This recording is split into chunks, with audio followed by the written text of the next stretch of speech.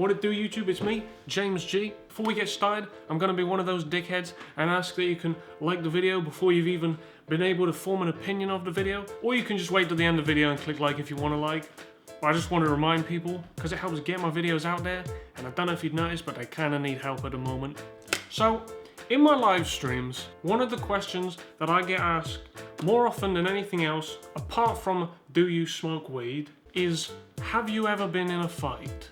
I don't know why this is such an important question for all the viewers out there, but to answer that question, I would have to say yes, multiple fights, most of which took place in middle school. So, if you don't know, I moved to the north of England when I was about 10, and it didn't take me very long. It took me about 2 days to see the difference between my school in the south, which was in a very middle-class environment, and my school in the north. You see, if you got in an altercation with someone in my school down south, you'd both get your parents to come into the school, they'd meet with the headmaster every day for the rest of the year, and some parents would probably call their lawyers. This was not the case up north, because if you got any teachers or your parents involved, then there'd be about 20 kids ready to jump you and your mum. Not saying that this was like all middle schools in the north or all schools in the south. It was a little bit of an odd way people interacted in my middle school. Back to the story. When I was 10, I had a particularly squeaky voice compared to my northern peers, and a posh accent compared to my northern peers. So it did not take very much to provoke a fight while I was at middle school. I mean, there were fights every day at the school as it was, but with me, because I was the new kid starting in the school a year after everyone else, and a squeaky kid with a posh accent, I had a bit of a target on my back for a little while. And you know, people would just start fights with you for no reason. I remember a fat kid in the toilets just decided to smash my head off the cubicle wall. I didn't know him, we'd never spoken before, no one else was there, so he wasn't proving anything to anyone. He just felt like smashing my head off a cubicle wall. Cool stuff. Anyway, after my first half term in the school, a new kid joined school. And a lot of people said that this kid looked just like me, that the main difference being that he was quite a bit taller. You see, when you're new to the school, it's much like a prison in that everyone sized you up for a fight, like they did with me. Now, this kid knew that I was the new kid before he was a new kid, so he took many opportunities to try and piss me off in the classroom and whatnot. But I didn't really think much of it, because it was standard shit at this point. Mate, you sound like a fucking bender. Like it was a daily thing.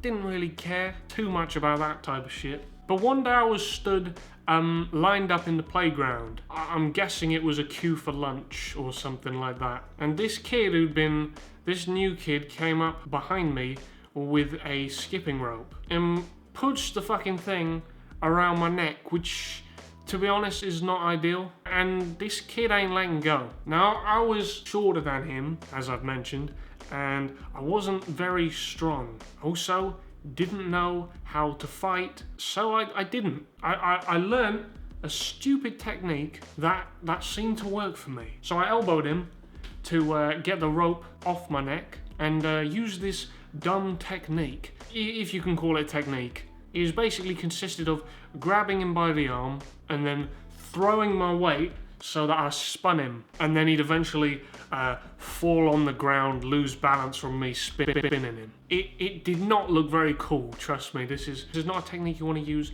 if you want to impress the females out there.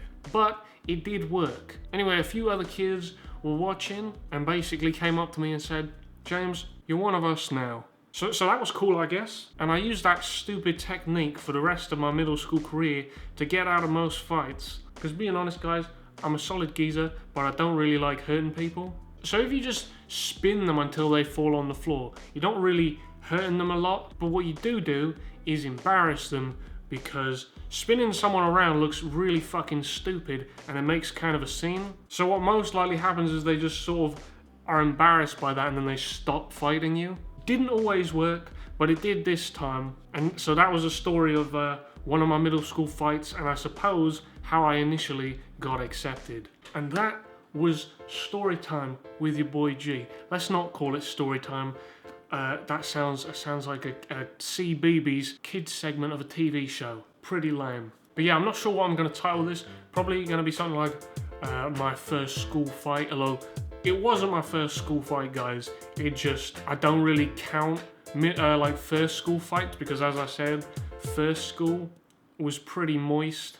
If you got in a fight at school, they get your parents in and all that bullshit. I hope you found this interesting, enlightening, or maybe informative. That's what I might call it. How to win a fight. That's what I'm gonna call it. How to win a fight. So I'll see you guys next week with another episode of Bad Bars. Send me any videos you have of people spitting bad bars. That can be music that you listen to in the mainstream, or just music you find on dumb videos on the internet. But let me know. I'll see you guys in that video. Hope you enjoyed this one. And make sure to hit subscribe if you want to see more. And make sure to go check out some of my other videos if you haven't seen them, which will be appearing in about 10 seconds. See you guys later. You all take care now.